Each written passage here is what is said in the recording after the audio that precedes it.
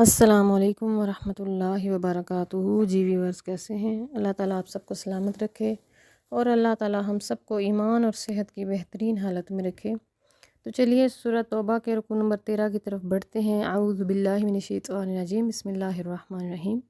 والسابقون الاولون، اور سبقت لے جانے والے، سب سے پہل کرنے والے ایمان میں، من المہاجرین، مہاجرین میں سے، والانصاری، اور انصار میں سے، والذین، اور وہ لوگ، تبعوا، جنہوں نے پیروی کی، ہم ان کی، بإحسان، بڑے اچھے انداز میں، بڑے اچھے طریقے سے، درجہ احسان کے ساتھ ان کی پیروی کی، رضی اللہ عنہم، اللہ تعالیٰ ان سے راضی ہو گیا، سب سے، وردوا عنہ، اور وہ راضی ہو گئے اس کی ذات سے، وأعد لہم، اور ان کے لیے تیار کر دی، جنات، جنتیں، باغات، تجری، بہتی ہیں، تحتہا، جن کے نیچے، الانہار، نہریں، خالدین، ہمیشہ رہیں گے، فیہا، اس میں، ابداً، ہمیشہ ہمیشہ، ذالک الفوز العظیم، اور یہ بہت بڑی کامیابی ہے، اور بلا شبہ یہ بہت بڑی کامیابی ہے۔ اللہ تعالیٰ اپنی اس رحمت کا ذکر فرما رہا ہے کہ جو مہاجرین پر برسی،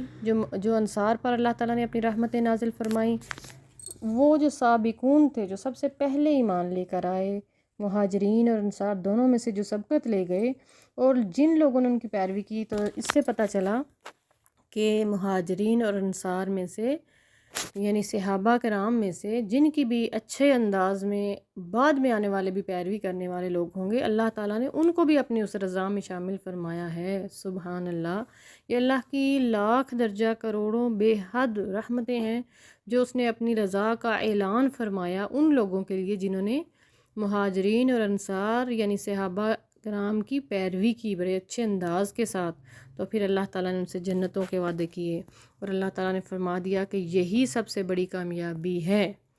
وَمِمَّنْ حَوْلَكُمْ، اور ان میں سے جو تمہارے ارد گرد، من الاعرابی، دیہاتی ہیں، اور جو تمہارے گرد و نواح میں دیہاتی ہیں، گنوار لوگ ہیں، منافقون، منافق ہیں، ومن اہل المدینہ، اور اہل مدینہ میں سے، ان گنواروں میں سے جو منافق ہیں اور اہل مدینہ میں سے جو منافق ہیں۔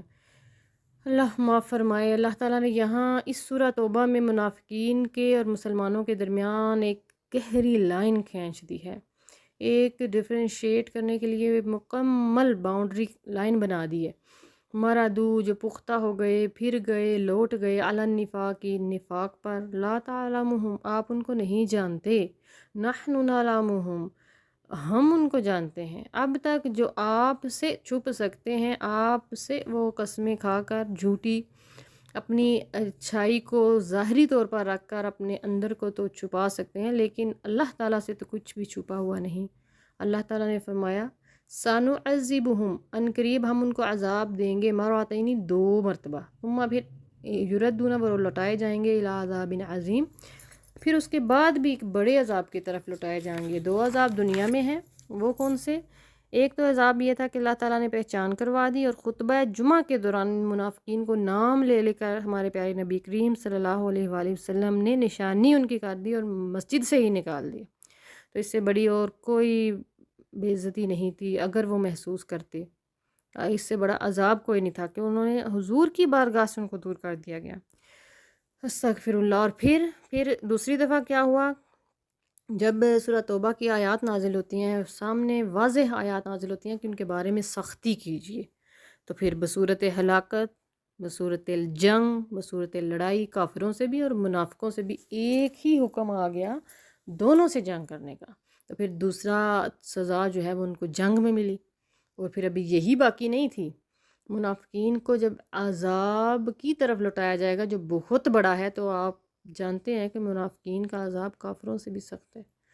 فی الدرک الاسفل من النار، منافقین کے لیے کہا گیا کہ وہ تو کافر، مشرک، یہودی، آتش پرست سب سے نیچے والے درجے میں ہوں گے۔ اللہ معاف فرمائے، اتنی بڑی چیز ہے نفاق کہ ہم آج اس کو سمجھنا نہیں چاہ رہے۔ اللہ تعالیٰ نے فرمایا کہ یہ جو اعرابی ہیں، مدینہ کے اہل مدینہ میں سے کچھ لوگ جو نفاق پر اڑے ہوئے ہیں، ایسا ہی ایک رویہ آج بھی ہمارے یہاں بھی پایا جاتا ہے، اڑے ہوئے ہیں نفاق پر، یعنی کہ اپنی درستگی بھی نہیں کرنا چاہتے۔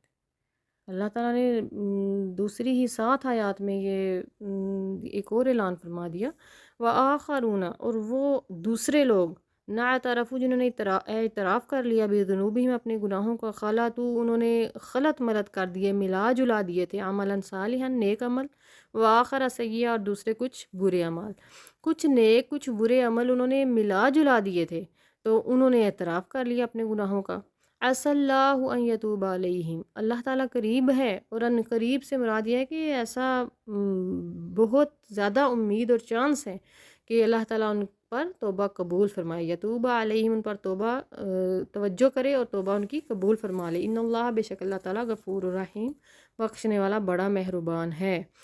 پھر اللہ تعالیٰ نے ایک اور بھی ان کی توبہ کے بارے میں ایک اور بہت بڑے بات کی طرف اشارہ کیا، بہت بڑی فیکٹر کی طرف اشارہ کیا کہ یہ توبہ کیسے قبول ہوتی ہے۔ خذ من اموالہم ان کے مالوں میں سے لیجئے صدقات، صدقہ جو ہے نا وہ مال کو بھی پاک کرتا ہے، انسان کے اعمال کو بھی پاک کرتا ہے۔ خذ من اموالہم صدقۃ ان کے صدقہ لیجئے، تطہرہم ان کو پاک کیجئے، وتزکیہم بہا اور ان کے اندر کا جو تزکیہ ہے نا، پاکیزگی جو ہے، وہ برکت جو ہے، آپ ان کو پاک فرما دیں، آپ ان کو پاک فرما دیں۔ وصلی علیہم اور ان پر خاص دعائے رحمت کیجئے، ان کے حق میں خاص دعا فرمائیے۔ ان صلاتک سکن لہم بے شک آپ کا دعا کرنا ان کے حق میں ان کے لیے بڑا تسکین کا باعث بنتا ہے، ان کے لیے باعث تسکین ہے، ان کے لیے بہت فرحت بخش ہے۔ واللہ سمیع علیم اور اللہ تعالیٰ بہت سننے والا بہت علم رکھنے والا ہے۔ بہت پیاری اللہ تعالیٰ نے یہ آیات نازل فرمائی کہ آپ ان سے صدقہ لیجئے، ان کے اموال پاک کیجئے، ان کے اعمال پاک کیجئے، ان کے اندر تزکیہ نفس کیجئے اور ان کے لیے دعائے برکت کیجئے۔ یہ کن لوگوں کے لیے ہو رہی ہے؟ ان لوگوں کے لیے جنہوں نے اپنے اعمال سیئہ کا اعتراف کر لیا ہے، غلطی کو مان لیا ہے۔ اللہ تعالیٰ کو کتنا پسند ہے یہ توبہ کرنا، اور اللہ سے انہوں نے توبہ کی ہے۔ الم یعلموا کیا وہ نہیں جانتے، ان اللہ بے شک اللہ تعالیٰ ہوا یقبل التوبۃ وہ توبہ قبول فرماتا ہے، عن عبادہ اپنے بندوں سے، یأخذ الصدقات اور وہ صدقات قبول فرماتا ہے، لے لیتا ہے۔ کچھ تو ایسے ہیں جن سے اللہ تعالیٰ قبول نہیں فرماتا، نہیں لیتا، اس کو نہیں چاہیے ہوتے ان کے صدقات۔ تو کچھ ایسے لوگ ہیں جو ہر وقت جذبہ عاجزی کے ساتھ رہتے ہیں، تو اللہ تعالیٰ ان لوگوں سے صدقات جو اللہ کی راہ میں دیے جاتے ہیں وہ قبول فرماتا ہے۔ وَأَنَّ اللَّهَ بے شک اللہ تعالیٰ هُوَ التَّوَّابُ الرَّحِيمُ وہ خوش بہت توبہ قبول فرمانے والا بہت مہربان ہے۔